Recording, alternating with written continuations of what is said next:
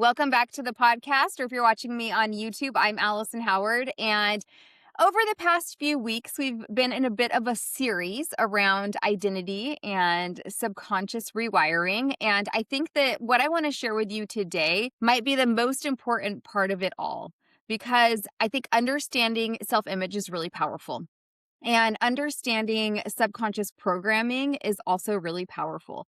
Understanding why you keep snapping back into the old you is definitely very powerful. But eventually, there does come a point where you have to stop analyzing the old identity and you need to start stabilizing the new one. And today, that is what I want to talk to you about. Today is about becoming her for real.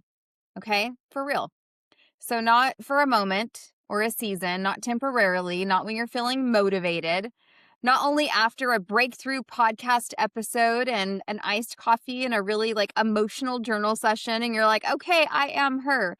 What I mean is truly becoming her in a way that feels grounded, that feels really embodied. You are actually embodying her in a way that feels very sustainable. So, no more of this constant back and forth that we all experience as we're trying to grow and evolve. No more of, I was confident yesterday, but now I'm, spiraling because someone left me on red. We're not doing that. Today, we're talking about what it actually looks like to stabilize a new identity until it becomes your normal way of being. And honestly, this is where life really starts to change. When you're able to do this, this is where life really starts to change. One of the biggest mistakes women make in personal growth is confusing a moment, especially an emotional moment, with an identity. A motivated moment is not the same thing as embodied identity. So yes, you can feel really powerful for a day. Like if you're coming off of a retreat, where you were with women and growing, or if you've read an amazing book or listened to an amazing podcast, you can feel inspired. You can journal for 2 hours and decide that your entire life was going to change, that you're changing your entire life by Monday. And listen, I love that energy. I do. I support a dramatic breakthrough moment. I've seen them. Absolutely. But transformation is not built in one emotional peak. It is built in what you consistently return to, because anyone can access a higher version of themselves temporarily. I think we've all done that. But the question is, can you stabilize her? Can you still be her on a random Tuesday? Can you still be her during a really stressful season? Can you still be her when nobody is clapping for you? Can you still be her when results are taking longer than expected or when your emotions are really loud? That is where identity becomes real.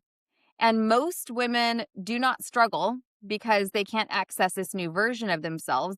They struggle because they keep re identifying with the old one.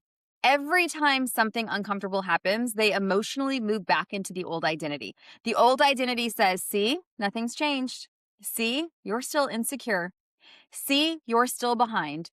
See, you're still the same person that you've always been. And because that voice is so familiar, many women unconsciously move back in with her. It's like emotionally renewing a lease that you already said that you were moving out of. Sometimes when we do this, it's in very subtle ways. We don't even notice it all the time. We keep telling ourselves the old story. We will keep introducing ourselves through old wounds. We keep rehearsing old limitations, and we keep expecting the same old outcomes. And then we wonder why why this new identity that we really want to step into feels unstable. Well, because we keep emotionally feeding the old one. So there comes a point in growth where you have to stop treating the new identity like a visitor and start treating her like home. This is where this is who I am now energy really comes in. So this is not a performative type of energy. This is not fake confidence, and this is not delusion. This is decision. So for example, this decision looks like I am a woman who speaks up now. I am a woman who follows through now. I am a woman who keeps her promises now. I'm a woman who honors herself now. I'm a woman who rests without guilt now. I'm a woman who no longer negotiates with every fearful thought now. And this matters because your subconscious is always listening for who you believe yourself to be. And every time that you repeatedly identify as the old self, you're reinforcing her. So, this is why I tell women all the time in my coaching or in my community, stop introducing yourself through your old identity. You are no longer the anxious one. You're not the shy one. You're not the overwhelmed one. You're not the overworked one. You're not the woman who always sabotages herself. Let's just stop that. Let's stop saying, I'm always like this. Those may be patterns that you experienced in the past, but they're not your permanent identity. I had a client who once struggled. I mean, she struggled very deeply with second guessing herself. She was just always rooted in doubt and constantly questioning herself. And every decision became like a committee meeting. She would ask all these different people in her life because she had very little self trust. So, should she post this? Should she launch this thing? Should she say yes to this? Should she say no to this thing? Should she wait? Should she ask five more people what they think first? And honestly, it was exhausting. It was exhausting for her. And she was really frustrated with herself. And what we realized was that her actual issue was not decision making. No, it was her identity. She still identified as someone who could not trust herself. So even when she made good decisions, she would immediately doubt them because doubting herself felt familiar. The work became less about making perfect decisions, and it was more about stabilizing the identity of a woman who trusted herself. And eventually, as we were working together, I could see the shift. It didn't happen overnight, but it did happen steadily over the course of a few weeks. We were able to start seeing these shifts in her. She stopped treating her self trust like a temporary mood, and she started treating it like a part of who she was becoming. And that changed everything. So, I want to talk to you practically. I mean, how do you stabilize a new identity? How do you do that? Because this is where many women stay stuck in theory. So, the first thing, stop waiting to feel like her first. Okay, this is huge. Most women think once I feel confident, then I'll act confident. No, the feeling follows the repetition. You become confident by repeatedly showing up and keeping promises to yourself. You become calm by repeatedly practicing calm in your life instead of chaos. You become somebody who trusts yourself by repeatedly choosing yourself. Identity stabilizes through action plus repetition over and over and over again. Not, passive wishing. That's not how it's going to work. Okay, the second thing, you want to normalize the new behavior. So the more dramatic and unattainable that you make the new identity feel, the harder it's going to be to stabilize. So instead of saying to yourself, okay, my most empowered self is this mystical, perfect goddess type woman who never struggles and drinks lemon water while being emotionally regulated at all times. That's not going to be very believable. That's not a normal new behavior. Maybe just say something like, she is a woman who pauses before reacting now. Okay, that's doable, right? That is stabilizing. The new identity becomes sustainable when it feels real, when it feels human, when it feels possible. Number 3, stop emotionally romanticizing the old self. This is so important. Sometimes women unconsciously stay attached to old identities because they're familiar, yes, but also because they're rooted in like this romantic idea of who they were when they were like 25, right? So the struggling version of them, or the chaotic version of them, or the overgiving version of them, maybe the emotionally unavailable situation version that just felt really exciting. We have to stop glamorizing what drains us, what once drained us so deeply that we decided we wanted to grow. The old identity is not more interesting because she was stressed. Okay, she was tired. Number 4, repetition matters more than intensity. You do not need one giant breakthrough every week. Okay, you need small, consistent reinforcement. Little by little, a little adds up to a lot. One aligned choice every single week, one new response. Instead of, reacting to that text, instead of reacting to that email, you're going to have a new response. You're going to pause and become aware of how you're feeling. You're going to check in with yourself. You're going to maybe go and just lay in the sun for a few minutes before you respond.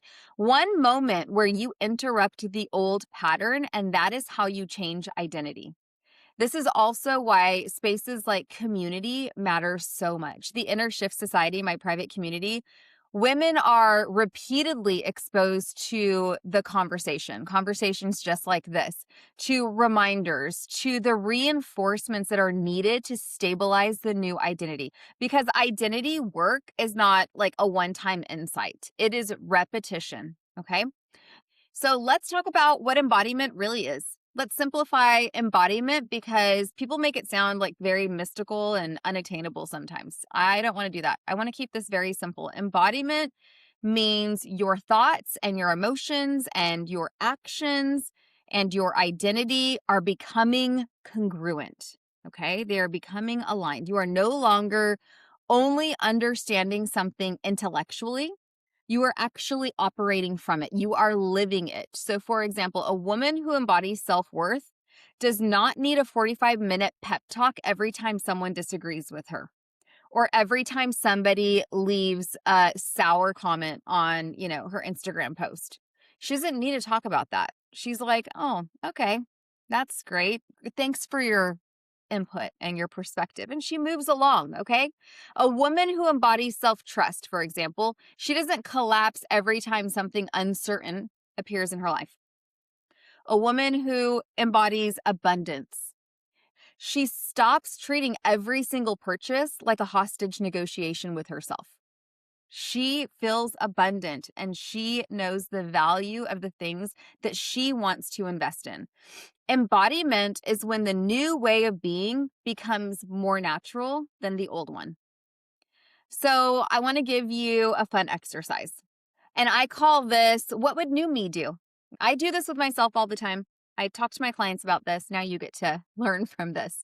Okay. What would new me do? And yes, sometimes it does feel a little bit ridiculous, but it works and it's fun.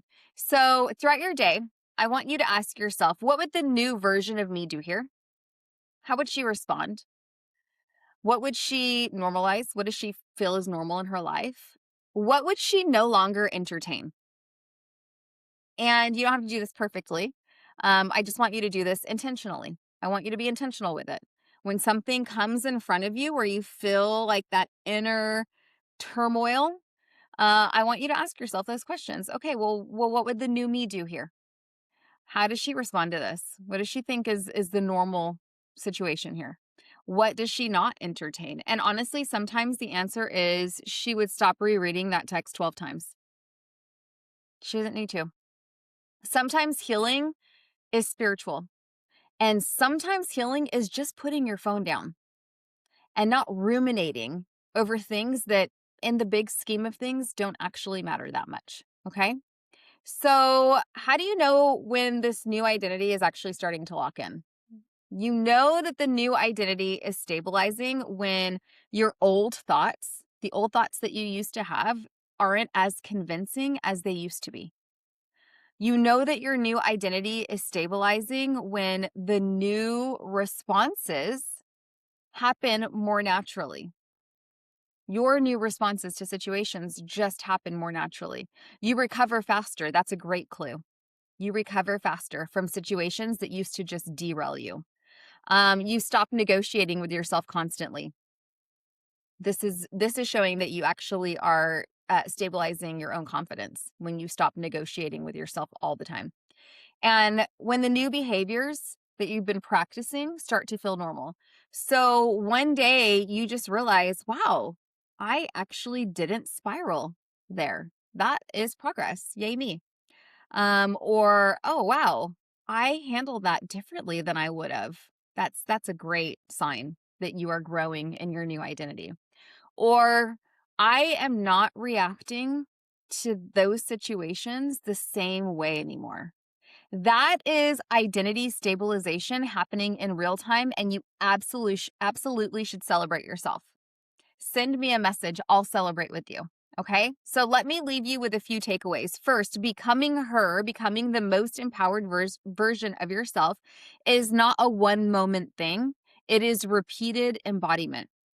Second thing, you stabilize identity through repetition, not perfection. Just rinse and repeat, rinse and repeat.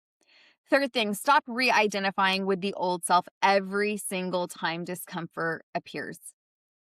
The fourth thing, the new identity becomes real when you normalize her consistently. Fifth thing, small aligned actions matter more than one dramatic temporary burst of motivation.